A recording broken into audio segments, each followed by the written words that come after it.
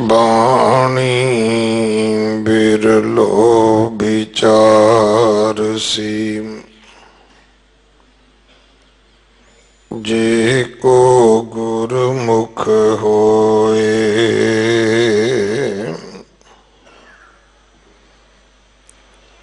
एह बाणी महापुरख की,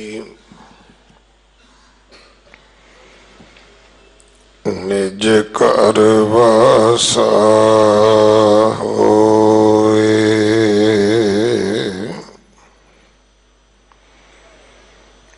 मारो महला पंजवा। एक ओंकार सतगुर प्रसाद, जिस रूप न रेखिया कुल नहीं जाती। पूरन पूर रहया दिन राती, जो जो जपै सोई वड भागी। बहुड़ न जोनी पावना, जिसनो बिसरै पुरख विदाता। जलता फिरै रहै नित ताता। अकृत कणै को रखै ना कोई। नरक घोर में पावना, जियो प्राण तन तन जिन साजिया। मात गर्भ में राख निवाजिया। तिस स्यों प्रीत छाड़ अनराता। काहू सिर ना लावना, तार अनुग्रह स्वामी मेरे। कट कट वसै सबन कह नेरे। हाथ हमारे कछुए नाही, जिस जनाहि तिस जनावना। जाके मस्तक तुर लिख पाया, तिस ही पुरख न व्यापै माया। नानक दास सदा शरणाई। दूसर लवै ना लावना, जाके मस्तक तुर लिख पाया। तिस ही पुरख न व्यापै माया। नानक दास सदा शरणाई। दूसर लवै ना लावना।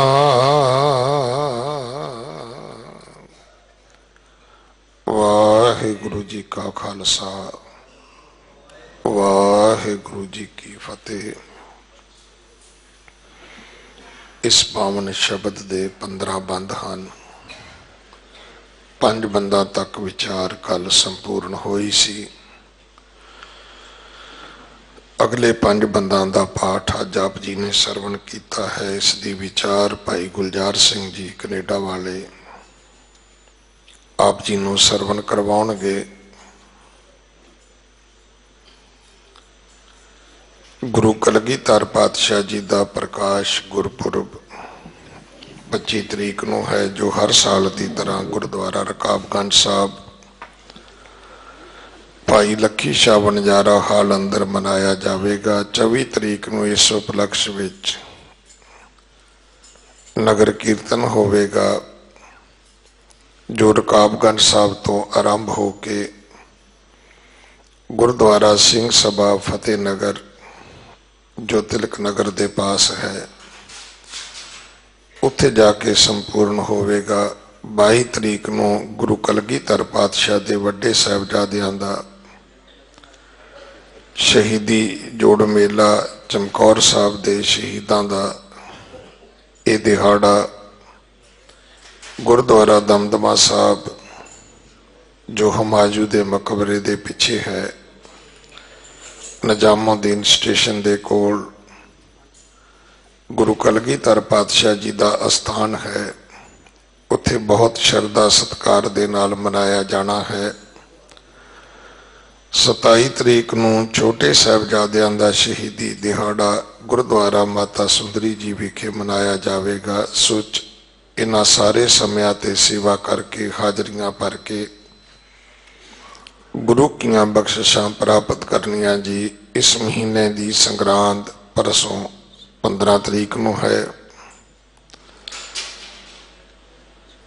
अगले समय वास्ते आप जी गुरबाणी विचार सरवण करो जी। वाहेगुरु जी का खालसा वाहेगुरु जी की फतेह। सतनाम वाहेगुरु साहिब जीओ।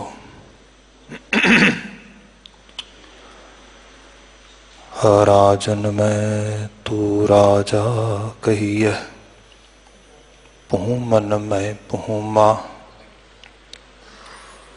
ठाकुर मैं ठकुराई तेरी, कोमन सिर कोमा। पिता मेरो बड़ो तनी अगम्मा। उस्तत कवन करी जय, करते पेख रह बिस्मा। पिता मेरो बड़ो धनी अगम्मा।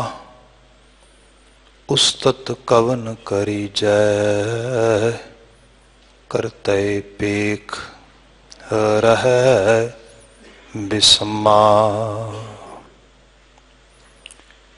जुगो जुग अटल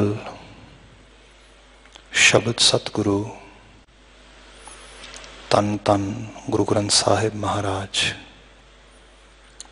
गुरुदेव पातशाह जी की पावन बाणी का ओट आसरा तक रही सत्संगत जीओ। महाराज जी ने वडभागता दी।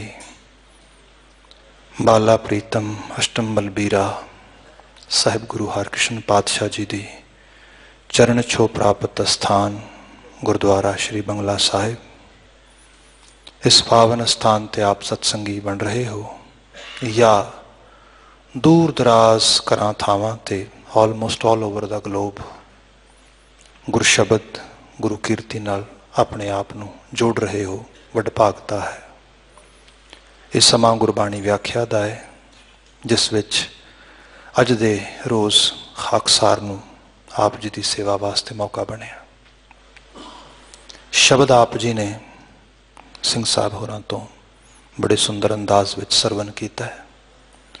जिस तरीके नाल उन्होंने आप जी ने दसदियां होया नवाजिश की है कि इस पावन जो बचन है लमेरा है, 15 पदे ने ये जिहदे विचों अजे तक 5 पदियां दा पाठ ते व्याख्या हुई है। अगलेरे 5 पदे उन्होंने आप जी के सामने पाठ रूप में पढ़े ने। अगले बनते समय मुताबिक जो कि गालबन 38 मिनट ने, जो इन्हां पावन 5 पदियां दे विच टोटल 15-17 बनदियां ने। महाराज जी सानू बख्शिश ਨਵਾਜ ਰਹੇ ਨੇ, ਨਿਆਮਿਤ ਕਰ ਰਹੇ ਨੇ, ਉਸ ਦੇ ਨਾਲ ਆਤਮਸਾਤ ਹੋਣ ਦਾ ਯਤਨ ਹੋਏਗਾ। ਇੱਕ ਵਾਰ ਆਸੀਸ ਮੁਜਬ ਆਵਾਜ਼ਾਏ ਫਤਿਹ ਦੇ ਕੇ ਨਵਾਜਣਾ, ਕਹਿ ਦੇਣਾ ਜੀ ਵਾਹਿਗੁਰੂ ਜੀ ਕਾ ਖਾਲਸਾ ਵਾਹਿਗੁਰੂ ਜੀ ਕੀ ਫਤਿਹ। ਮਹਾਰਾਜ ਜੀ ਦੀ ਪਾਵਨ ਬਾਣੀ ਤੁਸੀਂ ਜਿਸ ਰੰਗ ਤੋਂ, ਜਿਸ ਐਂਗਲ ਤੋਂ, ਜਿਸ ਪੁਆਇੰਟ ਆਫ ਵਿਊ ਤੋਂ ਦੇਖੋਗੇ ਤੁਹਾਨੂੰ ਇਹ ਅਲਾਹੀ ਲੱਗੇਗੀ। ਜਿਵੇਂ ਮਾਰੂ ਮਹੱਲਾ ਪੰਜਵਾਂ ਇਹ ਸਿਰਨਾਵੇਂ ਦੇ ਬਚਨ ਆ ਰਿਹਾ ਹੈ, ਵੈਸੇ ਜਿਵੇਂ ਮਾਰੂ ਸੋਲ੍ਹੇ ਪਿੱਛੇ ਚੱਲ ਰਹੇ ਸੀਗੇ ਉਹਨਾਂ ਦੇ ਵਿੱਚੋਂ ਇਹਨਾਂ ਬਚਨਾਂ ਦੇ ਨਾਲ ਸਾਂਝ ਬਣਦੀ ਹੈ। ਮਗਰ ਇਹ ਵੀ ਚੇਤਾ ਰੱਖਿਆ ਜਾਏ ਕਿ ਗੁਰਬਾਣੀ ਸਿਰਫ ਕਾਵਿਕ ਰੂਪ ਵਿੱਚ ਰਚੀ ਗਈ ਰਚਨਾ ਨਹੀਂ ਹੈ। ਇਸੇ ਕਰਕੇ ਖੁਦ ਬਾਣੀਕਾਰਾਂ ਨੇ ਕਿਹਾ ਸੀਗਾ ਕਿ ਲੋਕ ਜਾਣੇ ਇਹ ਗੀਤ ਹੈ, ਇਹ ਤੋਂ ਬ੍ਰਹਮ ਵਿਚਾਰ। ਕਈ ਵਾਰ ਸਿਰਨਾਮਾ ਅਸ਼ਟਪਦਿਆਂ ਦਾ ਹੈ, ਉਹਦੇ ਅਗਲੇ ਪੜਾਅ ਦੇ ਵਿੱਚ ਤੁਸੀਂ ਦੇਖਦੇ ਹੋ 32 ਪਦੇ ਲਿਖ ਦਿੱਤੇ ਗਏ ਨੇ। ਬੰਦਾ ਕਹੇਗਾ 8 ਪਦਿਆਂ 'ਚ 32 ਪਦੇ, ਇਹ ਕਿਵੇਂ ਹੋ ਗਿਆ? ਇਹ ਐਕਸੈਪਸ਼ਨਲ ਐਗਜ਼ਾਮਪਲਸ ਜਿਹੜੀਆਂ ਨੇ ਇਸੇ ਕਰਕੇ ਨੇ ਕਿਉਂਕਿ ਇੱਥੇ ਭਾਵ ਜੋ ਮੈਸੇਜ ਹੈ ਉਹ ਡੋਮੀਨੇਟ ਕਰਦਾ ਹੈ, ਨਾ ਕਿ ਕਿਸੇ ਕਿਸਮ ਦਾ ਕਵਿਤਾ ਨੂੰ ਜਾਂ ਕਾਵ ਰੂਪ ਨੂੰ ਤਰਜੀਹ ਦਿੱਤੀ ਗਈ ਹੈ। ਸ਼ਬਦ ਵਿੱਚ ਦੱਸਿਆ ਗਿਆ ਗਿਆਨ, ਪ੍ਰਕਾਸ਼, ਸੋਝੀ, ਸਮਝ, ਉਹ ਸਹੀ ਰੂਪ ਦੇ ਵਿੱਚ ਜਿਹੜਾ ਹੈਗਾ ਮਹਾਰਾਜ ਨੇ ਉਹਦੀ ਡੋਮੀਨੇਸ਼ਨ ਨੂੰ ਸਟੈਬਲਿਸ਼ ਕੀਤਾ। ਹੁਣ ਜਿਹੜਾ ਬਚਨ ਇੱਥੋਂ ਆ ਰਿਹਾ ਹੈ 6 ਨੰਬਰ ਪਦਾ, ਜਿਸ ਰੂਪ ਨਾ ਰੇਖਿਆ ਕੁਲ ਨਹੀਂ ਜਾਤੀ, ਪੂਰਨ ਪੂਰ ਰਹਾ ਦਿਨ ਰਾਤੀ, ਜੋ ਜੋ ਜਪੈ ਸੋਈ ਵਡਭਾਗੀ, ਬਹੁੜ ਨਾ ਜੋਨੀ ਪਾਵਣਾ। ਅਕਾਲ ਪੁਰਖ ਵਾਹਿਗੁਰੂ ਨੂੰ ਡਿਸਕ੍ਰਾਈਬ ਕੀਤਾ ਹੈਗਾ। ਵੈਸੇ ਬਾਣੀ ਨੇ ਇਹ ਵੀ ਕਿਹਾ ਹੈ ਕਿ ਜਿਹਵਾ ਏਕ ਕਵਨ ਗੁਣ ਕਹੀ ਹੈ, ਬੇਸ਼ੁਮਾਰ ਬੇਅੰਤ ਸੁਆਮੀ ਤੇਰੋ ਅੰਤ ਨਾ ਕਿਨਹੀ ਲਈਏ। ਜਿਹਨੂੰ ਅਸੀਂ ਕਹਿੰਦੇ ਆ ਕਿ who is able to explain exactly ਔਰ ਕੰਪਲੀਟਲੀ ਅਬਾਊਟ ਆਲਮਾਈਟੀ, ਉਹਦੇ ਬਾਬਤ ਪੂਰਨ ਰੂਪ ਵਿੱਚ ਕੌਣ ਕਹਿ ਸਕਦਾ ਹੈ। ਮਗਰ ਬਾਬਾ ਜੀ ਨੇ ਸਾਡੀ ਇਬਾਦਤ ਨੂੰ, ਸਾਡੀ ਬੰਦਗੀ ਨੂੰ, ਸਾਡੀ ਭਗਤੀ ਨੂੰ ਸਹੀ ਸ਼ੇਪ ਦਿੱਤੀ। ਕਿਤੇ ਐਸਾ ਨਾ ਹੋਏ ਅਸੀਂ ਕਿਸੇ ਕੋਝੇ ਪਨੇ 'ਚ ਚਲੇ ਜਾਈਏ, ਇਲਿਟਰੇਸ਼ਨ ਆ ਜਾਏ, ਅਸੀਂ ਅਮੂੜ ਹੋ ਜਾਈਏ, ਅਸੀਂ ਸਹੀ ਨੂੰ ਛੱਡ ਕੇ ਗਲਤ ਵਾਲੇ ਪਾਸੇ ਤੁਰ ਪਈਏ। ਮਹਾਰਾਜ ਨੇ ਕਿਹਾ ਉਸ ਰੱਬੀ ਵਜੂਦ ਦਾ ਰੂਪ ਸੁਣੋ, ਜਿਸ ਰੂਪ ਨਾ ਰੇਖਿਆ ਕੁਲ ਨਹੀਂ ਜਾਤੀ। ਤੇ ਫਿਰ ਇੱਕ ਰੰਗ ਹੋਰ ਦੇਖਣਾ, ਗੁਰਬਾਣੀ ਦੀ ਵਾਰ-ਵਾਰ ਜਿਹੜੀ ਹੈ ਰੈਪੀਟੀਸ਼ਨ ਹੁੰਦੀ ਹੈ ਤੇ ਗੁਰਬਾਣੀ ਆਪਣੇ ਆਪ ਨੂੰ ਆਪ ਇੰਟਰਪ੍ਰੀਟੇਸ਼ਨ ਵਿੱਚ ਲੈ ਕੇ ਆਉਂਦੀ ਹੈ। ਜਿਵੇਂ ਇੱਥੇ ਰੂਪ ਨਾ ਰੇਖਿਆ ਕੁਲ ਨਹੀਂ ਜਾਤੀ, ਸੰਸਾਰੀ ਲੋਕਾਂ ਦੀ ਸਾਰੀ ਪਹਿਚਾਨ ਇਸੇ ਰੂਪ ਦੇ ਵਿੱਚ ਹੈ। ਸਾਡੀ ਆਇਡੈਂਟੀਟੀ ਇਹ ਹੈ, ਸਾਡਾ ਕੱਦ ਕਿਹੋ ਜਿਹਾ ਹੈ, ਸਾਡਾ ਰੰਗ ਰੂਪ ਕਿਹੋ ਜਿਹਾ ਹੈ, ਸ਼ਕਲ ਸੂਰਤ ਕਿਹੋ ਜਿਹੀ ਹੈ, ਤੇ ਫਿਰ ਇਸ ਤੋਂ ਪਿਛੋਕੜ ਦੇ ਵਿੱਚ ਸਾਡਾ ਕੌਣ ਮਾਂ ਬਾਪ ਹੈ, ਕਿਸ ਕਿਸਮ ਦਾ ਖਾਨਦਾਨ ਹੈ, ਇਸ ਰੂਪ ਦੇ ਵਿੱਚ ਰੱਬ ਜੀ ਇਹਨਾਂ ਸਭ ਤੋਂ ਇੱਕਦਮ ਕਹਿੰਦੇ ਨੇ ਕਿ ਜਿਹਨੂੰ ਅਸੀਂ ਕਿਹਾ ਜਾਏ ਕਿ ਬੇਐਗਜ਼ਾਮਪਲ ਰੂਪ ਦੇ ਵਿੱਚ, ਜਿਹਦੀ ਕੋਈ ਮਿਸਾਲ ਇਸ ਰੂਪ ਵਿੱਚ ਨਹੀਂ ਆ ਸਕਦੀ, ਜਿਹਨੂੰ ਅਸੀਂ ਬੇਮਿਸਾਲ ਕਹਿ ਸਕਦੇ ਹੈਗੇ ਆ। ਉਹ ਰੀਜ਼ਨ ਕੀ ਬਣਿਆ? ਕਿਉਂਕਿ ਮਹਾਰਾਜ ਅਹਿਸਾਸ ਕਰਾਉਂਦੇ ਕਿ ਉਸ ਪਰਿਪੂਰਨ ਬਾਰੇ ਇਹ ਗੱਲ ਕਹਿਣੀ ਬਣਦੀ ਹੈ, ਇੱਕ ਤੇ ਉਹ ਓੰਕਾਰ ਹੈ, ਦੂਸਰਾ ਸੈਭੰਗ ਹੈ। ਹੁਣ ਓੰਕਾਰ ਇਹਦੇ ਅਰਥ ਆਪਨੇ ਅਕਸਰ ਸੁਣੇ ਨੇ ਉਸ ਰੂਪ ਦੇ ਵਿੱਚ, ਸਿਰਫ ਮੈਂ ਦੁਹਰਾਓ ਵਿੱਚ ਹੀ ਕਹਾਂਗਾ, ਓੰਕਾਰ ਅਵਿਤ ਇਕ ਰਸ ਸਰਬ ਵਿਆਪੀ, ਤੇ ਜਿਹਦੀ ਹਸਤੀ ਕਿਵੇਂ ਬਣੀ ਹੈ? ਸਵੈਭੰਗ ਸਵਯੰਭੂ ਸੁਤੇ ਸਿੱਧ ਪ੍ਰਕਾਸ਼ਿਤ। ਉਹਨੂੰ ਕਿਸੇ ਨੇ ਨਹੀਂ ਬਣਾਇਆ, ਆਪਣੇ ਆਪ ਤੋਂ ਆਪ ਬਣਿਆ ਹੈ। ਸਾਹਿਬ ਮਹਾਰਾਜ ਇਹ ਅਹਿਸਾਸ ਕਰਾਉਂਦੇ ਨੇ ਬਾਣੀ ਦੇ ਵਿੱਚ। ਇਹਦੀ ਬੁਨਿਆਦ ਵਿੱਚ ਇੱਕ ਚੀਜ਼ ਹੋਰ ਦੇਖਣੀ, ਕਈ ਵਾਰ ਇਹ ਵੀ ਹੁੰਦਾ ਹੈ, ਮੈਂ ਯੰਗ ਬੱਚਿਆਂ ਨੂੰ ਪੜ੍ਹਾਉਣਾ ਵਾ ਤੇ ਅਕਸਰ ਸਵਾਲਾਤ ਬੜੇ ਸਫਿਸਟੀਕੇਟਡ ਵੇ ਦੇ ਨਾਲ, ਬੜੇ ਰੋਜ਼ਮर्रा ਦੇ ਜੀਵਨ 'ਚ ਕੰਮ ਆਉਣ ਵਾਲੇ ਉਸ ਰੂਪ ਵਿੱਚ ਸਵਾਲਾਂ ਦੀ ਉਹ ਬੁਛਾਰ ਕਈ ਵਾਰੀ ਕਰਦੇ ਨੇ। ਉਹ ਕਹਿੰਦੇ ਇਹ ਬਾਣੀ ਮਹਾਰਾਜ ਨੇ ਲਿਖ ਦਿੱਤੀ, ਇਹ ਸਤਰ ਹੀ ਆ ਗਈ ਸਾਹਮਣੇ, ਸਪੋਜ਼ ਤੋਂ ਹੀ ਬਾਤ ਪ੍ਰਾਰੰਭ ਕਰੀਏ, ਇਹਦੇ ਮੇਰੇ ਲਈ ਕੀ ਮਾਇਨੇ ਨੇ, ਮੇਰੀ ਡੇ ਟੂ ਡੇ ਲਾਈਫ ਨੂੰ ਇਹ ਕਿਸ ਰੂਪ ਦੇ ਵਿੱਚ ਜਿਹੜਾ ਹੈਗਾ, ਉਹਦੇ 'ਚ ਕਿਸ ਕਿਸਮ ਦੀ ਜਿਹੜੀ ਹੈ ਇਹ ਬਾਣੀ ਦੀਆਂ ਸਤਰਾਂ ਜਿਹੜੀਆਂ ਨੇ ਇਹ ਕਮਾਲੇ ਕਰਾਮਾਤ ਕਰਨਗੀਆਂ। ਮੈਂ ਇਹਦੇ ਬਾਬਤ ਅਕਸਰ ਕਹਿਣਾ ਵਾ, ਜਿਵੇਂ ਅਸੀਂ ਤੇ ਮੁਹਾਜ ਅੱਜ ਪੜ੍ਹਿਆ ਲਿਖਿਆ ਹੋ ਰਿਹਾ, ਸਭ ਚੀਜ਼ਾਂ ਵਾਲੇ ਪਾਸੇ ਖੁਸ਼ ਵੀ ਹੋ ਰਹੇ ਹਾਂ, ਪਰ ਇੱਕ ਅਲਾਮਤ ਇਹ ਵੀ ਆ ਰਹੀ ਹੈ, ਸਾਡੇ ਉੱਥੇ ਤੇ ਹੁੰਦਾ ਅਕਸਰ ਕਿ ਬੱਚੇ ਮਾਪਿਆਂ ਨੂੰ ਪੁੱਛਦੇ ਨੇ who is God, show me your God, ਕੌਣ ਹੈ ਰੱਬ, ਵਿਖਾ ਮੈਨੂੰ ਰੱਬ ਕਿੱਥੇ ਹੈ। ਮਾਪੇ ਇੱਕ ਅਜੀਬ ਹਾਲ ਤੇ ਚਲੇ ਜਾਂਦੇ ਨੇ, ਕੀ ਕਹੀਏ ਇਹਨੂੰ, ਕੌਣ ਹੈ ਰੱਬ, ਕਿਹੋ ਜਿਹਾ ਰੱਬ ਆ, ਸ਼ਕਲ ਸੂਰਤ ਕੀ ਹੈ ਉਹਦੀ। ਮੈਂ ਉਹਨਾਂ ਨੂੰ ਕਹਿਣਾ ਗੁਰਬਾਣੀ ਦਾ ਆਪ ਅਹਿਸਾਸ ਵਿੱਚ ਲੈ ਕੇ ਆਓ। ਜਿਹੋ ਜੇ ਰੱਬ ਦੀ ਸ਼ਕਲ ਸੂਰਤ ਤੁਸੀਂ ਵਿਖਾ ਰਹੇ ਹੋ, ਇਹਨੂੰ ਤੇ ਗੁਰੂ ਸਾਹਿਬ ਬਿਲਕੁਲ ਪਹਿਲਾਂ ਹੀ ਨਜ਼ਾਰਤ ਕਰ ਰਹੇ ਨੇ। ਮਹਾਰਾਜ ਕਹਿੰਦੇ ਏਕਮ ਏਕੰਕਾਰ ਨਰਾਲਾ ਅਮਰ ਅਜੋਨੀ ਜਾਤ ਨਾ ਜਾਲਾ ਅਗਮ ਅਗੋਚਰ ਰੂਪ ਨਾ ਰੇਖਿਆ। ਹੈ ਹੀ ਅਗਮ, ਹੈ ਹੀ ਅਗੋਚਰ, ਰੂਪ ਰੇਖਾ ਹੈ ਹੀ ਕੋਈ ਨਹੀਂ ਗੀ। ਆਪਾਂ ਹਰ ਰੋਜ਼ ਨੇਮ ਦੀ ਬਾਣੀ ਜਾਪ ਸਾਹਿਬ, ਹਾਲਾਂਕਿ ਜਾਪ ਦਾ ਬ੍ਰਿਜ ਭਾਸ਼ਾ ਵਿੱਚ ਬਣਦਾ ਸਿਮਰਨ, ਜਿਹਨੂੰ ਅਸੀਂ ਮੈਡੀਟੇਸ਼ਨ ਕਹਿ ਦਿੰਦੇ ਹਾਂ, ਮਗਰ ਇਹ ਜਾਪ ਬਿਲਕੁਲ ਟਿਪੀਕਲ ਪੰਜਾਬੀ ਵਰਡ ਵਿੱਚੋਂ ਆ ਰਿਹਾ, ਜੋ ਸ਼ਬਦਕੋਸ਼ ਵਿੱਚ ਮੈਂ ਦੇਖਦਾ ਜਿਸ ਰੂਪ ਦੇ ਵਿੱਚ ਉਹਦੇ ਮਾਇਨੇ ਇਹ ਨਿਕਲਦੇ ਨੇ, ਜਾਪਣਾ, ਅਹਿਸਾਸਣਾ, ਐਕਸਪੀਰੀਅੰਸ ਕਰਨਾ। ਜਦੋਂ ਐਕਸਪੀਰੀਅੰਸ ਕੀਤਾ ਗਿਆ ਹੈ ਤੇ ਕੀ ਬਣਿਆ ਇਹ ਪਤਾ ਲੱਗਾ, ਚੱਕਰ ਚਿਹਨ ਅਰ ਬਰਨ ਜ਼ਾਤ ਅਰ ਪਾਤ ਨਹਿਣ ਜੇ। ਉਹਦੇ ਕੌਣ ਚੱਕਰ ਚਿਹਨ ਦੱਸੇਗਾ ਜੀ? ਚੱਕਰ ਚਿਹਨ ਕੀ ਹੁੰਦੇ ਨੇ? ਆ ਹੱਥ ਦੀਆਂ ਅਗਲੀਆਂ ਤੇ ਪਿਛਲੀਆਂ ਰੇਖਾਵਾਂ ਖਾਸ ਕਰਕੇ, ਜਿਹਦੇ ਨਾਲ ਆਈਡੈਂਟੀਟੀ ਬੰਦੇ ਦੀ ਪਤਾ ਲੱਗਦਾ ਹੈ। ਅਸਲ ਰੂਪ ਦੇ ਵਿੱਚ ਵੈਸੇ ਕੁਦਰਤ ਦੀ ਕਦਰ ਕਰਤਾਰ ਦੀ ਬਣਾਈ ਕੁਦਰਤ ਦਾ ਇੱਕ ਅਜ਼ੀਬ ਮੰਜ਼ਰ ਅਸੀਂ ਦੇਖਦੇ ਹਾਂ। ਮਹਾਰਾਜ ਜ਼ਿਕਰ ਕਰਦੇ ਕਿ ਮੇਰੇ ਪ੍ਰਭ ਸਾਚੇ ਇੱਕ ਖੇਲ ਰਚਾਇਆ, ਕੋਈ ਨਾ ਕਿਸ ਹੀ ਜਿਹਾ ਉਪਾਇਆ। ਸਭ ਦੇ ਨੱਕ ਵੱਖਰੇ ਨੇ, ਅੱਖਾਂ ਵੱਖਰੀਆਂ, ਕੰਨ ਵੱਖਰੇ, ਕਰੋੜਾਂ ਹੀ ਅੱਖਾਂ ਤੇ ਨੱਕ ਨੇ, ਪਰ ਇੱਕ ਦੂਜੇ ਤੋਂ ਬਿਲਕੁਲ ਵੱਖਰੇ ਲੱਗਦੇ। ਫਿਰ ਵੀ ਕਿਤੇ ਐਕਸੈਪਸ਼ਨਲ ਐਗਜ਼ਾਮਪਲਸ ਹੁੰਦੀਆਂ ਨੇ ਜਿਨ੍ਹਾਂ 'ਚ ਲੋਕੀ ਕਹਿੰਦੇ ਇਹਦਾ ਮੂੰਹ ਰਲ ਜਾਂਦਾ ਉਹਦੇ ਨਾਲ, ਇਹਦੀ ਸ਼ਕਲ ਰਲ ਜਾਂਦੀ, ਇਹਦਾ ਨੱਕ ਰਲਦਾ, ਇਹਦਾ ਸੁਭਾਅ ਰਲਦਾ, ਇਹਦੀ ਬੋਲੀ ਰਲ ਜਾਂਦੀ ਹੈ। ਮਗਰ ਇੱਕ ਹਕੀਕਤ ਹੈ, ਜਿਹੜੇ ਸਾਡੇ ਸਾਰਿਆਂ ਦੇ ਫਿੰਗਰਪ੍ਰਿੰਟ ਨੇ ਇਹ ਯੂਨੀਕ ਨੇ, ਚੱਕਰ ਚਿੰਨ੍ਹ ਨਹੀਂ ਰਲਦੇ। ਤੇ ਅੱਜ ਵੀ ਦੁਨੀਆ ਆਇਡੈਂਟੀਟੀ ਵਾਸਤੇ ਇਸੇ ਚੀਜ਼ ਨੂੰ ਜਿਹੜਾ ਹੈਗਾ ਉਹ ਬੇਸ ਬਣਾਉਂਦੀ ਹੈ। ਮਹਾਰਾਜ ਨੇ ਇੱਥੋਂ ਹੀ ਬਾਤ ਪ੍ਰਾਰੰਭ ਤੱਕ ਕੀਤੀ, ਚੱਕਰ ਚਿਹਨ ਅਰ ਬਰਨ ਜ਼ਾਤ ਅਰ ਪਾਤ ਨਹਿਣ ਜੇ। ਫਿਰ ਬਰਨ, ਜ਼ਾਤ, ਪਾਤ, ਇਹ ਸਭ ਰੂਪਾਂ ਦੇ ਵਿੱਚ ਜ਼ਾਤ ਸਹੀ ਤਰੀਕੇ ਨਾਲ ਕਿਹਾ ਜਾਏ ਤੇ ਜਾਤਣਾ।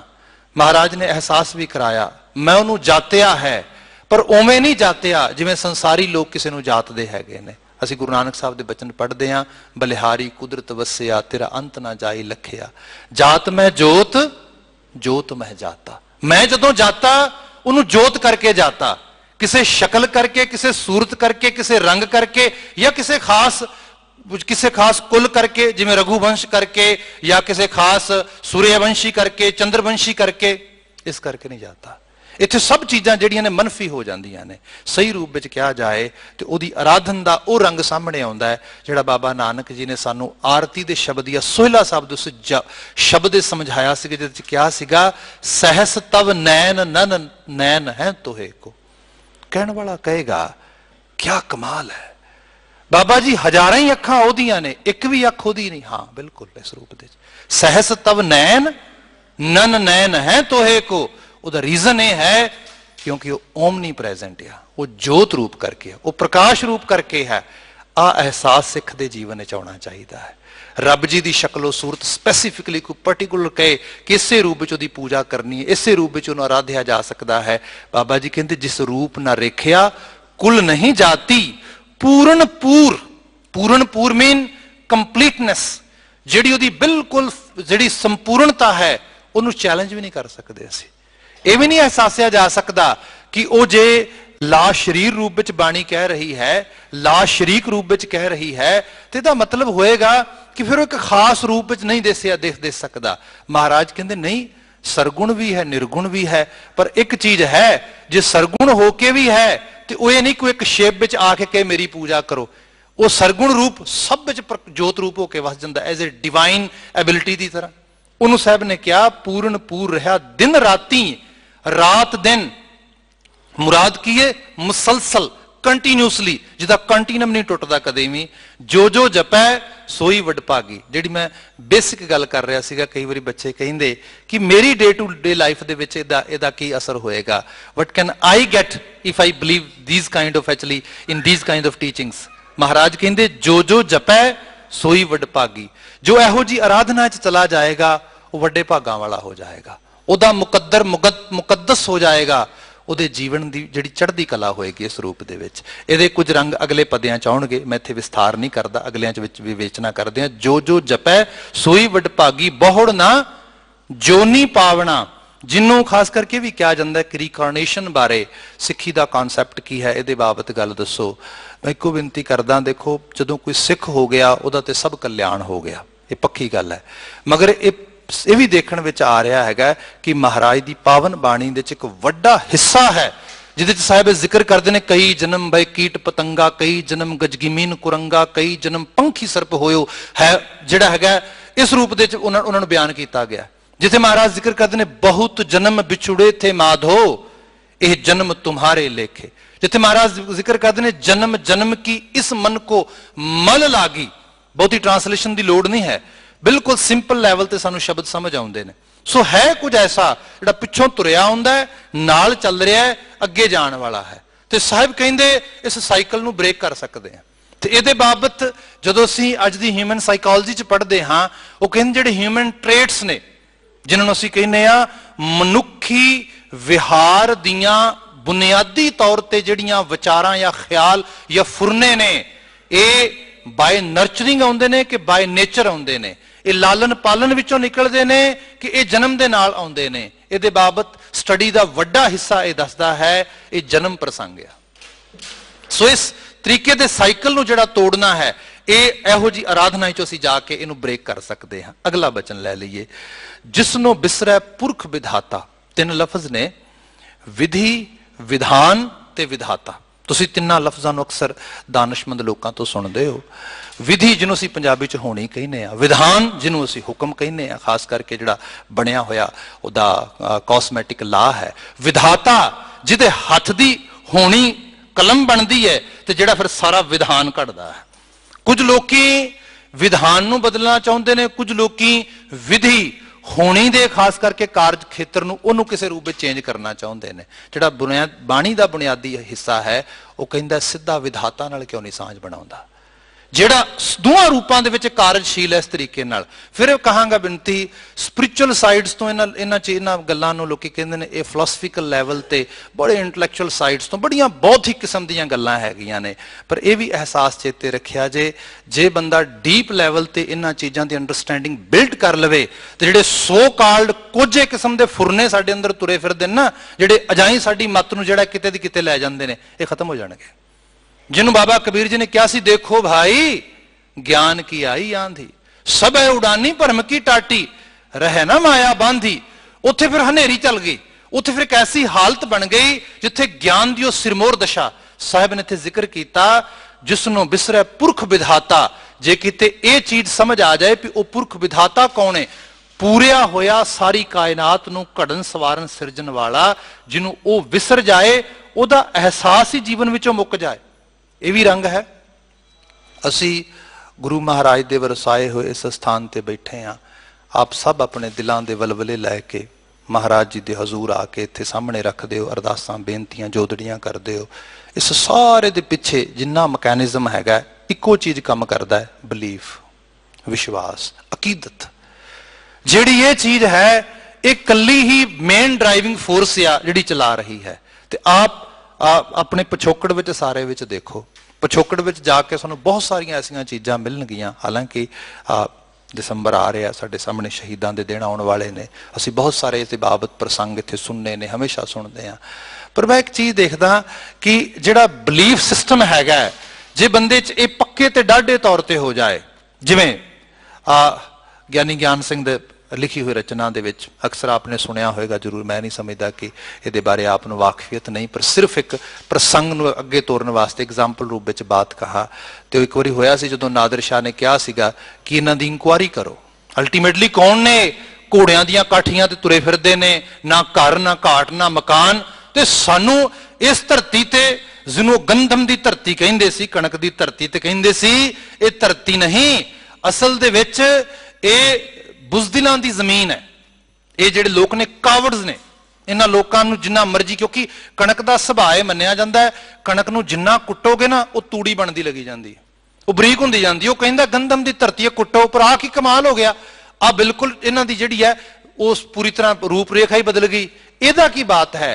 तो ये बाबत जी फिर वो सारी इंक्वायरी कंडक्ट की, तो उस बाद जो कुछ बात हुई ज्ञानी ज्ञान सिंह ने कावमी अंदाज में उन्होंने बयान किया ना, कि उन्हें कहा सीगा कि सच ये है शाह जिहड़ा तेनों खदसा है ना, ऐसी कोई गल नहीं है, नहीं जखीरन सिंघन पास। इन्हां कोल कोई बहुत वड्डे खजाने, इन्हां दे कोई जगीरदार मदद करते होण, रियासतां इन्हां दे पिछे खड़ियां होण, ऐसा कुछ नहीं हैगा। ये तो नंगे धाड़ी ने बेचारे। वो कहंदा नहीं जखीरन सिंघन पास, अस्त्र शस्त्रहीन सो खास। इन्हां कोल कोई बहुते चंगे अस्त्र शस्त्र भी नहीं है। हालत यह है दारू सिक्खा न किछ पाहे, रोगी औखद बिन मर जाहे। इत्थों तक भी देखने च आया है दारू सिक्का ते की लियाउणा भी बड़ा वधिया किस्म के वैपन खरीद के लियाउण ते अपने आप नूं जिहड़ा वैल इक्विप्ड करन उन्हां दे नाल साडे नाल लड़न वास्ते इन्हां कोल ते हालत है भी जे कोई बीमार शमार हो जाए, सੱਟ ਫਿੱਟ वध लग जाए ना, जिहड़ा हकीम वैद नूं पैसे देण वास्ते नहीं हुंदे, दवाई दारू वास्ते कई वारी औखत तो बिना ही बंदा शहादत पा जांदा। ये सारी हालत बयान की। वो कहंदा फिर अल्टीमेटली फोर्स ते होएगी कोई चलाउण वाली, कुछ ना कुछ तो होएगा ना जिहड़ा इत्थों तक लैके आ रहे ने। इन्हां कोल असला नहीं, इन्हां कोल कोई सपोर्ट नहीं, लोकल लैवल ते कोई चीज नहीं है, कुछ तो है। कहंदा हाँ एक चीज है। पहला क्या उन्हें नहीं जखीरन सिंगन पास अस्त्र शस्त्रहीन सो खास, दारू सिक्का नह किच पाए रोगी अवखत बिन मर जाए, एक खजानन सिंगन पास। वो की है गुर बचनन की इनको आस। गुरु दे बचन ते बड़ा भरोसा करते हैं, बाणी बड़ी पढ़ते हैं, बाणी नाल बड़ी आत्मसात है। ये बिलीफ सिस्टम है। ये क्या गया मेरा गुरु राखा है, मेरे गुरु ने बात कही है, मैं अपने गुरु दे दरसाए राह ते तुरना है। ते अल्टीमेटली जिहड़ियां गुरु दीयां टीचिंग्स ने वो साडी जिंदगी नूं डिसिपलिन देंदियां ने, साडी जिंदगी नूं शेप देंदियां ने। जिहड़ी चीज शेप ते डिसिपलिन च आउणी शुरू हो जाती है ना, ते बाणी दे बचन है सच्चे मार्ग चलदियां उस्तत करे जहान। लोकी सल्यूट करते हैं, कहना पैंदा है हाँ भाई ये वड्डा है, हाँ भाई ये कायम है, हाँ भाई ये चढ़ती कला होनी चाहिए है, आ रूपता है। इस करके साहब कहते जिन्हों ये चीज विसर गई, ना विधाता याद रहा, ना उदी विधि का एहसान ते ना विधान का। क्योंकि हुक्मी होवन आकार हुक्म ना कहया जाई, असी ते हुक्म पा लखिया। इन्हों साहब ने क्या हुक्म ना जाने बहुता रोवै, अंतर धोखा नींद ना सोवै। If we are not able to understand what is the cosmic law for everything, we won't be able to actually live our life properly. Very simple. जे सानू यही एहसास नहीं कि आ कायनात बनाने वाले ने सारे दा सारा हुक्म किस रूप में सुरजीत किया है, यकीनन तौर ते सानू साडी जिंदगी दा मनोरथ नहीं मिलना, एहसास ही नहीं आना जीवन दे मायने की ने। फिर जिन्हों साहब ने जिक्र किया सी ना बाणी दे विच, आवन आयो सृष्ट में बिन बूझे पशु ढोर। ऐसा पशु आ गया, ऐसा बंदा आ गया, एक बराबर है। यही बिलीफ सिस्टम है। पशु च नहीं होंदा, पशु नूं एहसास ही नहीं होंदा इस चीज का। इत्थे जिहड़ा जिक्र आया साहब कहंदे जिसनूं बिसरै पुरख विधाता, जलता फिरै रह नित ताता। देखो गुरबाणी एक दूजे नूं किस रूप दे विच साडे सामने इंटरप्रिटेशन विच लिया रही है। पहला हुक्म की बात की, आपां क्या हुक्म ना जाना बहुता रोव है, असी क्या हुक्म तो बिना बात नहीं हुंदी। ते महाराज तुसीं सीधे वाक पढ़दे हो। साहब जिक्र करदे साहब कहंदे जीड़ा अगन बराबर तपै, भीतर वगै कांति प्रणवत नानक हुक्म पछाण। जे किते एदी पहचान आ जाए सुख होवे दिन राती, नहीं ते जिहड़ा हैगा अंदर तत्ता अंदर सड़ रहा, नेरियां चल रही ने, कोई हालत थोड़ा है क्योंकि हुक्म का एहसास नहीं गा। इन्हों एक होर रूप में देख लेना, चीज़ों की सही तरीके नाल इंटरप्रिटेशन हो जाए, अपने वास्ते होरां वास्ते साफ गो हो जान, संसार सही रूप में दिस आवे। यही असल में गुरु ज्ञान नेत्र करता है साडे अंदर, यही गुरु ज्ञान बख्शता है। हुण सपोज करो मैं अपनी हैल्थ खराब की माड़ा खा के, प्रॉपर खाने का ध्यान नहीं दिता, मैं एक्सरसाइज नहीं की, स्ट्रैस बहुत ज़्यादा लिया, एनवायरमेंट चंगा नहीं सीगा, अल्टीमेटली कोई रोग कोई बीमारी लग गई। तो फिर मैनू किसी ने कहा आके पता है रोग क्यों लगा है तेनों, क्योंकि फलाने ने तेनों कुछ कर दिता हैगा। That is superstitious belief. आले दुआले वेखो झात मार के तुहानू चार चपेरे हो जिहड़ा हैगा मजमा दिस जाएगा लगा होया। इत्थे पता लगा हुक्म ना जाना, इन्हू कोई एहसास नहीं गा। जे महाराज एहसास कर दे तू चंगियाइयां अपना, बुराइयां दा त्याग कर, धरती ते किहड़ी ऐसी ताकत है तेनू चंगा होने तो रोक सकेगी। आ एहसास है, very simple, very straight forward. But वही बात है, वैसे तो महाराज ने कहा सीगा कि जिहड़ा ये शब्द गुरु का रंग है ना, सतगुर बचन, बचन है सतगुर, पांधर मुक्त जनावै गो। स्ट्रेट फॉरवर्ड है, पर वो है कॉम्प्लीकेशन हो के उस रूपां दे किते किते लंघ जाइए, पर जिहड़ी एग्जैक्ट साफ गोई वाली चीज आ उहदा एहसास नहीं गा। साहिब ने जिक्र किया ऐसी फिर जिहड़ी खास करके जीव है या इहो जिहा जिहड़ा इंसान है या इस किस्म का जिहड़ा एक मखलूकात का हिस्सा हैगा, जलता फिरै रह नित ताता। ते अज दी तारीख दे सब तो वड्डी अलामत जिहड़ी है ऑल ओवर द वर्ल्ड वो हैगी ਬੰਦੇ ਕੋਲ ਪੇਸ਼ੈਂਸ ਨਹੀਂ ਹੈਗਾ, ਬੰਦੇ ਕੋਲ ਧੀਰਜ ਨਹੀਂ ਹੈਗਾ। ਬੰਦੇ ਨੂੰ ਇੱਕ ਸਭ ਤੋਂ ਵੱਡਾ ਇਸ਼ੂ ਇਹ ਹੈਗਾ ਐਂਗਰ ਮੈਨੇਜਮੈਂਟ, ਗੁੱਸਾ ਸਿਰ ਤੇ ਚੜਿਆ ਉਹਦੇ ਤੱਤਾ। ਕਹਿੰਦੇ ਮੱਥਾ ਤੇ ਘੱਟ ਗਰਮ ਹੈ, ਮੱਥੇ ਦੀ ਸਲੇਟ ਦੇ ਪਿੱਛੇ ਜਿਹੜੀ ਵਾਇਰਿੰਗ ਹੋਈ ਹੈ ਨਾ ਉਹ ਉਬਲ ਰਹੀ ਹੈ। ਹਰ 4 ਚੁਫੇਰੇ ਤੁਸੀਂ ਵੇਖੋਗੇ ਉਹ ਮੌਬ ਜਿਹੜੇ ਮੁਫਾਦ ਕਰ ਰਹੇ ਨੇ ਉਹਨਾਂ ਨੂੰ ਵੇਖ ਲਵੋ ਤੁਸੀਂ, ਉਹਨਾਂ ਨੂੰ ਕਿਵੇਂ ਹੋ ਸਕਦਾ ਕੋਈ ਉਹਨਾਂ ਨੂੰ ਐਕਸਪਲੋਇਟ ਕਰ ਜੇ, ਗੁੰਮਰਾਹ ਕਰ ਜੇ, ਕਿਉਂਕਿ ਉਹਨਾਂ ਨੂੰ ਪਤਾ ਹੈ ਇੱਥੇ ਆਲਰੇਡੀ ਜਿਹੜੀ ਹੈ ਅੱਗ ਮੌਜੂਦ ਹੈ, ਹਵਾ ਦਿਓ ਮੱਚੇਗੀ, ਆ ਚੀਜ਼ ਹੋ ਰਹੀ ਹੈ। ਜੇ ਤੁਸੀਂ ਨਿੱਜੀ ਲੈਵਲ ਤੇ ਦੇਖੋ, ਡੋਮੈਸਟਿਕ ਲੈਵਲ ਤੇ ਕੀ ਗੱਲ ਆ, ਲੋਕੀ ਚੰਗੀ ਤਰ੍ਹਾਂ ਰਹਿ ਨਹੀਂ ਸਕਦੇ। ਇਹ ਕਿਉਂ ਘਰਿਆਂ 'ਚ ਲੜਾਈ ਝਗੜੇ ਕਲੇਸ਼, ਸਭ ਕ੍ਰੋਧ ਬਿਰਤੀ ਚੜੀ ਹੋਈ ਹੈ ਸਾਰੇ ਦੀ ਸਾਰੀ। ਇਹ ਤੱਤਾਪਨ ਜਿਹੜਾ ਬੇਤਹਾਸ਼ਾ ਹੈ, ਇਹਨੂੰ ਦਾਨਿਸ਼ਮੰਦਾਂ ਦੀਆਂ ਦਿੱਤੀਆਂ ਮਿਸਾਲਾਂ 'ਚੋਂ ਫਿਰ ਇੱਕ ਮਿਸਾਲ ਦੇਵਾਂਗਾ। ਉਹ ਕਹਿੰਦੇ ਘਰਾਂ ਦੇ ਵਿੱਚ ਅੱਗ ਰੱਖੋ ਪਰ ਰੱਖੋ ਚੁੱਲ੍ਹੇ 'ਚ, ਬਸ ਇਸ ਤੋਂ ਬਾਅਦ ਨਾ। ਚੁੱਲ੍ਹੇ 'ਚ ਰੱਖੋਗੇ ਉਹ ਬਲਣਗੇ, ਲੰਗਰ ਪ੍ਰਸ਼ਾਦੇ ਬਣਨਗੇ, ਵਧੀਆ ਰਹੇਗਾ। ਜੇ ਚੁੱਲ੍ਹੇ ਤੋਂ ਬਾਹਰ ਕੱਢੋਗੇ ਘਰ ਮੱਚ ਜਾਣਗੇ ਦੇ ਨਾਲ। ਆਹੀ ਹੈ, ਇਹੀ ਉਹਦਾ ਹੁਕਮ ਆ, ਆਪਣੇ ਆਪ ਨੂੰ ਗ੍ਰਿਪ ਕਰਨਾ, ਕੰਟਰੋਲ ਕਰਨਾ।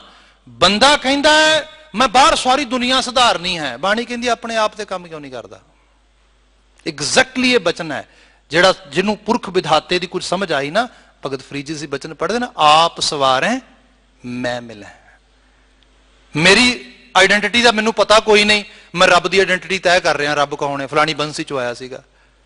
ਮੇਰੇ ਇੱਕ ਮਿੱਤਰ ਹੈਗੇ ਨੇ ਇੱਥੇ, ਤੇ ਉਹ ਜਦੋਂ ਕਿਤੇ ਸੁਨਾਮੀ ਆਈ ਇੱਥੇ ਬਹੁਤ ਵੱਡੇ ਲੈਵਲ ਤੇ ਕੁਝ ਵਰੇ ਪਹਿਲਾਂ, ਦਰਜਨਕ ਸਾਲ ਪਹਿਲਾਂ, ਤੇ ਉਹ ਕਿਸੇ NGO 'ਚ ਕੰਮ ਕਰ ਰਹੇ ਸੀਗੇ। ਤੇ ਉਹਨਾਂ ਨੇ ਦੇਖਿਆ ਵੀ ਇਹ ਸਿੱਖ ਹੋ ਕੇ ਕੰਮ ਕਰ ਰਿਹਾ, ਉੱਥੇ ਕੁਝ ਗੈਰ ਸਿੱਖ ਆਰਗੇਨਾਈਜੇਸ਼ਨ ਸੀਗੀਆਂ, ਤੇ ਬ੍ਰਿਟਿਸ਼ ਐਕਸੈਂਟ ਸੀਗਾ ਉਹਦਾ, ਉਹ ਬੋਲਦਾ ਸੀ ਜਦੋਂ, ਤੇ ਉਹਨੂੰ ਅੰਗਰੇਜ਼ੀ 'ਚ ਕਹਿਣ ਲੱਗਾ। ਉਹ ਜਾ ਕੇ ਪੁੱਛਦਾ ਉਹਨੂੰ, ਕਹਿੰਦਾ ਹੂ ਇਜ਼ ਯੋਰ ਗॉड, ਤੇਰਾ ਰੱਬ ਕੌਣ ਆ?